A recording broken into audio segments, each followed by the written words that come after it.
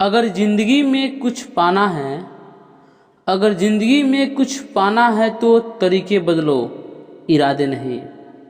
बुरा वक्त एक ऐसा तिजोरी है जहां से सफलता के हथियार मिलते हैं। तो आइए हम आपके लिए लेकर आए हैं फिर से इम्पोर्टेंट क्वेश्चनों का समूह, जिसको आप पढ़ के अपने एग्जाम में हाहाकार मचा दोगे। इसमें प्रत्येक क्वेश्चन अपने आप में टॉप लेवल का है। कौन सा क्वेश्चन एग्जाम में पूछेगा कोई मालूम नहीं है, इसलिए आप हर एक क्वेश्चन को एक बारीकी से पढ़ कर जाइए, ताकि जब भी इसकी मुलाकात एग्जाम में हो तो नज़र आ जाना चाहिए कि हाँ, कभी ना कभी इस क्वेश्चन से हमारा मुलाकात हुआ है। और पढ़ने का मतलब यही होना चाहिए कि वहाँ जाकर क्वेश्चन छोड़ना नहीं, तोड़ना है, यानी हर क्वेश्चन को तोड़ कर आना है। तो चलिए आज हम फिर शुरू करते हैं अपने 62 नंबर क्वेश्चन को। देखिए, दो चुंबकीय क्षेत्र रेखाएं एक दूसरे को प्रतिच्छेद क्यों नहीं करती। मान लीजिए दो चुंबकीय क्षेत्र रेखाएं हैं, एक दूसरे पे वो प्रतिच्छेद यानी उसको काटती नहीं है, आखिर क्यों। तो चलिए हम देखते हैं। देखिए, किसी बिंदु पर चुंबकीय क्षेत्र रेखा की जो दिशा होती है ना, उस बिंदु पर खींची गई स्पर्श रेखा द्वारा प्राप्त की जाती है। यदि दो चुंबकीय क्षेत्र रेखाएं परस्पर किसी एक बिंदु पर प्रतिच्छेद करती है तो उस बिंदु पर दो अलग अलग दिशा प्राप्त होती है, जो कि क्या है, संभव नहीं है। ठीक है, तो आइए हम अगले क्वेश्चन की बात करते हैं कि किसी अंतरिक्ष यात्री को आकाश नीले की अपेक्षा काला क्यों प्रतीत होता है। आप देखे होंगे कि यहाँ से हम देखते हैं ना, तो क्या होता है, आकाश हमको नीला दिखाई देता है, लेकिन जब वहीं अंतरिक्ष में जाकर देखेंगे तो आकाश नीला नहीं, काला दिखाई देगा। आखिर क्यों। तो देखिए, अंतरिक्ष यात्री जो है आकाश में उस ऊंचाई पर होते हैं जहां वायुमंडल नहीं होता और नहीं वहां कोई प्रकीर्णन हो पाता है, इसीलिए उन्हें आकाश क्या होता है, नीला नहीं बल्कि काला प्रतीत होता है। आइए हम 64 नंबर क्वेश्चन की बात करते हैं। उस युक्ति का नाम लिखिए जो किसी चालक के सिरों पर विभवांतर बनाए रखने में सहायता करती है।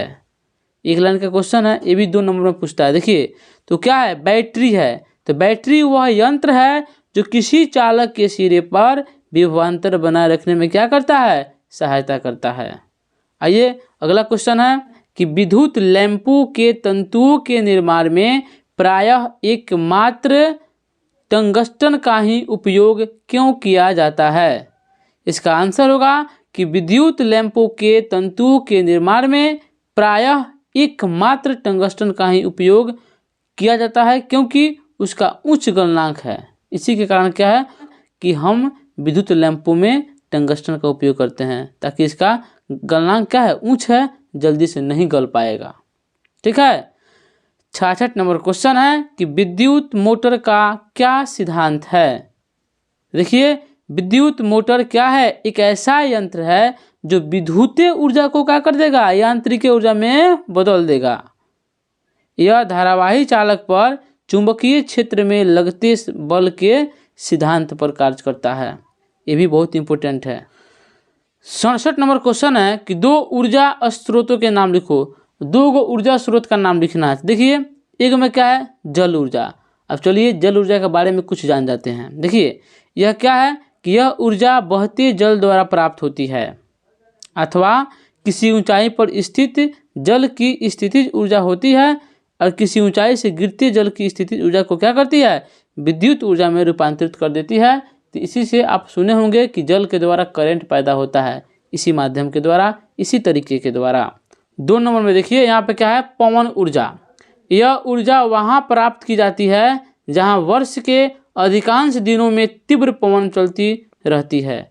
इसके लिए पवन चक्की का उपयोग किया जाता है। यानी पवन ऊर्जा किससे प्राप्त की जाती है, पवन चक्की से प्राप्त की जाती है।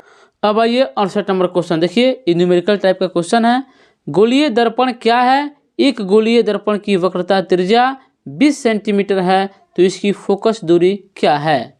देखिए, जिस दर्पण की परावर्तक सतह किसी खोखले गोले का एक भाग हो उसे क्या कहते हैं, गोलीय दर्पण कहते हैं।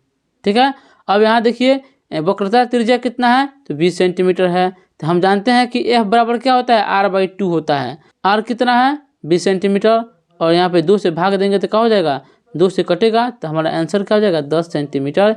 यानी फोकस दूरी कितना हो गया, 10 सेंटीमीटर। आज का लास्ट क्वेश्चन है, देखिए, उत्तल लेंस को अभिसारी लेंस क्यों कहा जाता है। ऐसा लेंस जिसका किनारे पर एक भाग पतला तथा बीच वाला भाग मोटा होता है उत्तल लेंस कहलाता है।